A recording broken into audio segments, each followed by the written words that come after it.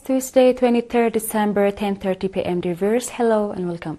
You're still watching us on ERi-TV, presenting you the domestic and international news prepared for this session, live from our headquarters in Asmara. I'm Hermela Gurmai, inviting you to join us on our tonight's news broadcast. Let's start with the major headlines.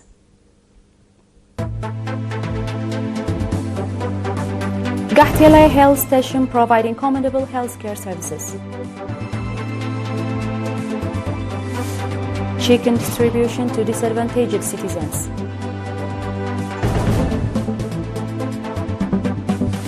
At least 2 civilians killed in Aleppo violence as Syrian government blames Syrian Democratic Forces trade. And Russia backs Venezuela in standoff with the US.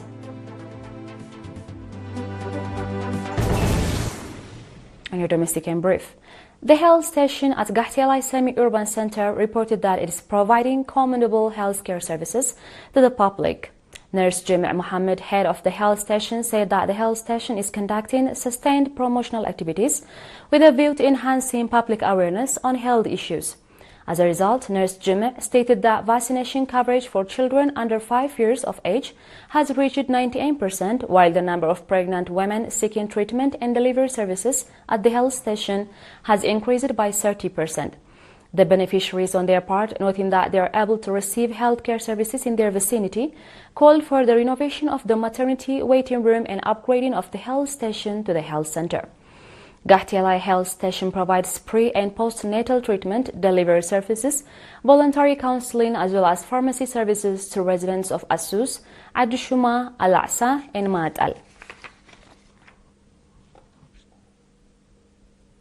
As part of efforts to improve the livelihoods of citizens, chickens were distributed to disadvantaged citizens in Af'ab subzone. 86% of the chickens were distributed to women. Prior to the distribution, training was provided to beneficiary families on proper care of the chickens, as well as methods for the prevention of pests and other diseases, among other related issues. Mr. Abdurrahman Yaqub, head of the agriculture office in the subzone, and Mrs. Beida Usman, livestock development expert, said that the program was part of the initiatives to promote small and productive farm plots, as well as to ensure nutritious food for all everywhere.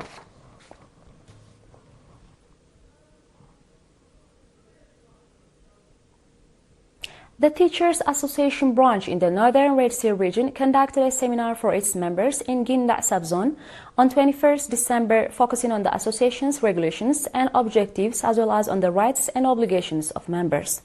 Mr. Saleh Hassan, chairman of the association, urged members to play a leading role in the development of the teaching-learning process with a view to producing competent students.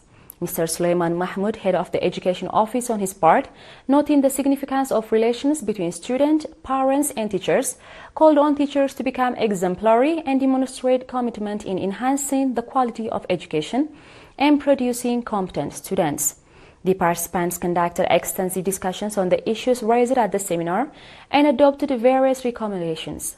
At the event, Mr. Mehret Abgabrasilase from the Central Office of the Ministry of Education gave a seminar on the role of teachers in nurturing overall competent students. Dear viewers, do stay tuned for our international news right after the short break.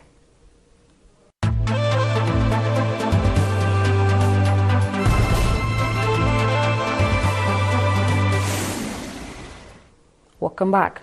Wounded people arrived at Al-Razi Hospital in Aleppo following clashes yesterday between Kurdish-led Syrian Democratic Forces and Syrian government forces in the city. The Syrian Health Ministry said 2 people were killed and several were wounded in shelling by the Syrian Democratic Forces on residential neighborhoods in the city. The injuries included 2 children and 2 civil defense workers. Syrian state news agency citing the defense ministry reported earlier that the Syrian Democratic Forces had launched a sudden attack on security forces and the army in the Sheikh Maqsoud and Ashrafia neighborhoods of the Aleppo, resulting in injuries. The Syrian Democratic Forces denied this and said the attack was carried out by factions affiliated with the Syrian government.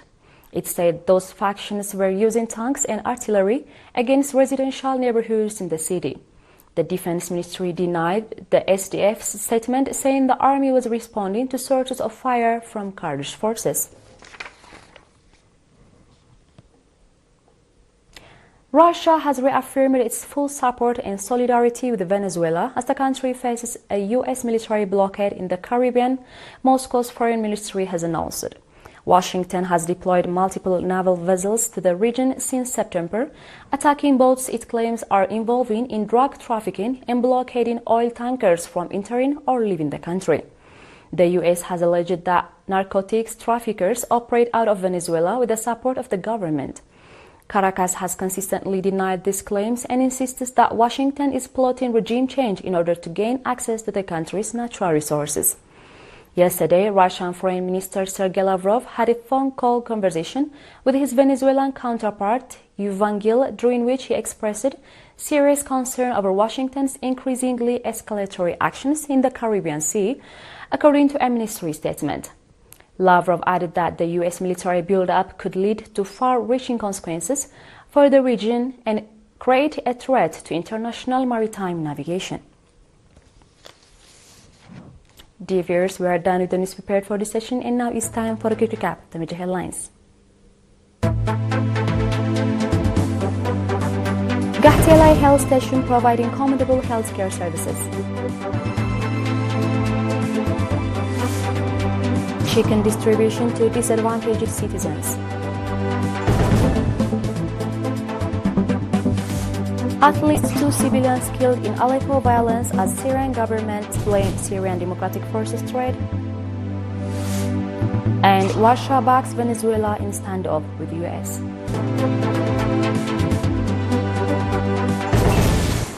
Ladies and gentlemen, that was all for tonight. Thank you for having us and have a blessed one.